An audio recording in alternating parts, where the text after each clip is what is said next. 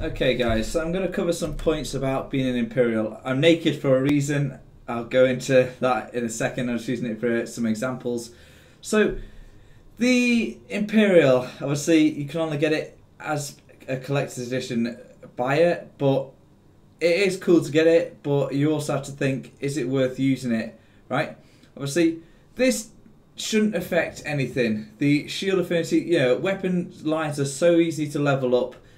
This shouldn't even come into play, these first things, when you're selecting a character. If it's like they have an accelerated bow skills, you think, oh, I can't use that because I want to be two-handed sword and restoration staff. Don't let this one skill change your idea of what race you want to be, alright? Because weapon skills are easy to level. My bow leveled up the exact same speed as my sword and shield, and well, they hit 50 roughly at the same time, and I started with sword and shield, so it kind of is a bit weird with that. If anything, it's probably slower. But yeah, don't ignore this one completely. But if you're wanting to be Imperial just because you've got it and not everyone can get it unless they pre-order unless they got the Imperial edition.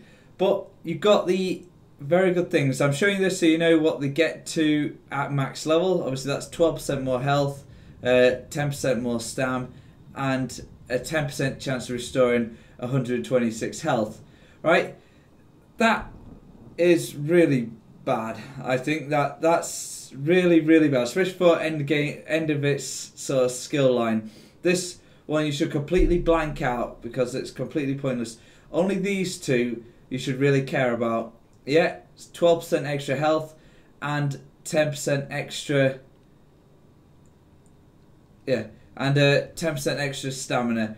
So this is kind of basically a skill guide that you may think of, ooh, I should only really go with weapons that take stamina for their actual usage. Yes, that's a wise choice. I need to move a lot of things around later on once I've finished PvEing.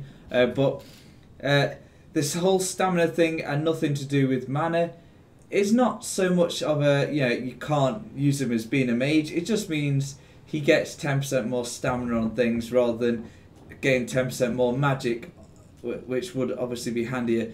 But if we go into my actual character, you see that 12% health, that just gives me the equivalent of one enchantment really on my health. And obviously my stamina should be 140, but it's it should be 1,400, but it's 1,465. And my health should be 2,000, well, yeah, but it's not. It's 2,100, right? But so as you can see, it doesn't really affect it that much. But let's think, if we now stick on a complete set of armor with all health bonuses, you will then get a 12% boost to that huge amount. So, and same with stamina, you'll get a 10% boost to that whole amount. And that is where you need to start thinking.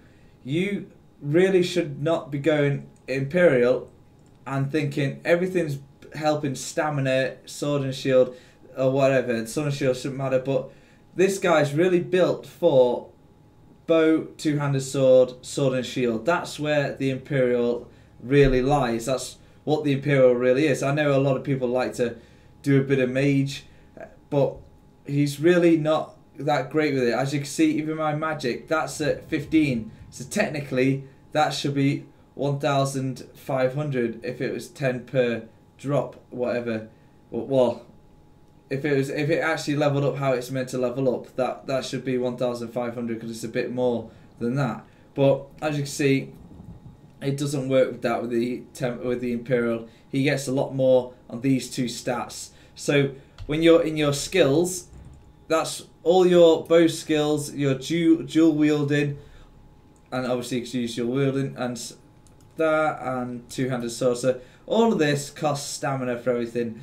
So when you're gearing your guy out, you really should only be looking at medium armor and heavy armor. All right. Really depending on what class you've got, but to be honest, the class doesn't super matter. Well, it does a lot, but you get so much bonuses throughout your armor to help with your weapon and also the weapon's passives to enforce your actual playstyle, that you don't really need to worry about light armor and magic, right? The only things I'm starting to use magic for now is literally a heal. Yeah, that's literally what I'm starting to dwindle it down to. Later I'm going to cover bits and bobs later on, but as an Imperial, yes, you can play it how you want, yeah, doing everything you want, but what this is really aimed for is very much weapons, yeah, all melee and archery, and this will always affect everything in the long run, because that's 12% is a huge amount. So when I next craft my when I get to vet 9, I'll make a new craft of everything, and I'm gonna really push heavy with a lot of health and stamina, because that's what this guy's meant to be. He's meant to be either a medium tank or DPS, or a heavy tank or DPS, right? But yeah, it would be insulting to make him more of a mage, because he's not cut out to be a mage. Dunmer, High Elf, they're the ones who really excel as a mage. I mean, I'm very much looking forward to one day in the future being a full-blown mage. So I've got my tank, and then I'll have my mage. But it's nice to know, it's nice to see, if you didn't know, what they actually max out to, and it's nice to know what you should be kind of going for roleplay wise. Let me remove everything so you can see the actual standards. Let me put this here. Okay, if you like the grid view, I've got a video of all the add-ons, so go check that out if you really want the grid view that I've got. It looks a lot better. It is really handy. Can I just double click? Yeah, I can. Right, so as my guy, bog standard, that's his natural stats. Right, some things may be helped with some of these, and soul summons, no. Yeah, so some things are helped with the actual bonuses here, but not too much. And that's his natural recoveries. There's nothing there boosting it. As you can see, he's fully naked. But health recovery, always a bit low. These are pretty good, but that's because I've got high stats in these. They're higher than what they should be for my... Well, my magic's higher than what it should be for my actual build that I'm trying to go for. But really, with enchantments and that, you can sort all this out. It doesn't matter too much. Health recovery is really low, despite the fact that's 20.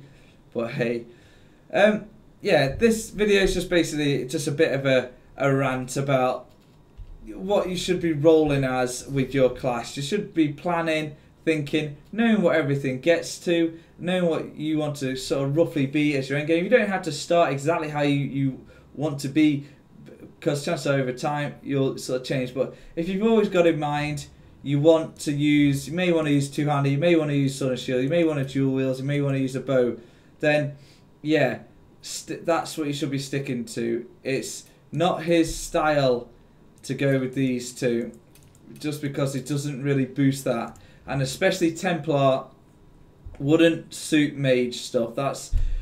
It's got too much of its other weirdness to not really amplify mage. It really is some, like, you know, proper sorcerer spec to go proper mage, or I don't know. I need to play about more with different roles to really say proper stuff. But I don't know. There's a lot to do with Templar now. I'm starting to dislike a lot of skills with Templar, but I'll cover that in different videos. It's really dwindling down. As you can see, I'm just getting so much stuff, because you get so many skill points. You can just play about with so many things, and it's so easy to get off track. And yeah, but that's it, guys. Hopefully you enjoy my little rant about, you know, Imperial, what you should be planning for, what you should be aiming for, and everything like that. And yeah, it's so mind-boggling. There's so much going on. but I will get on top of it all eventually. But anyway, yeah, that's it. Don't forget to like my ramblings, comment about my ramblings, and subscribe to hear more random stuff. Okay, and I'll see you guys later.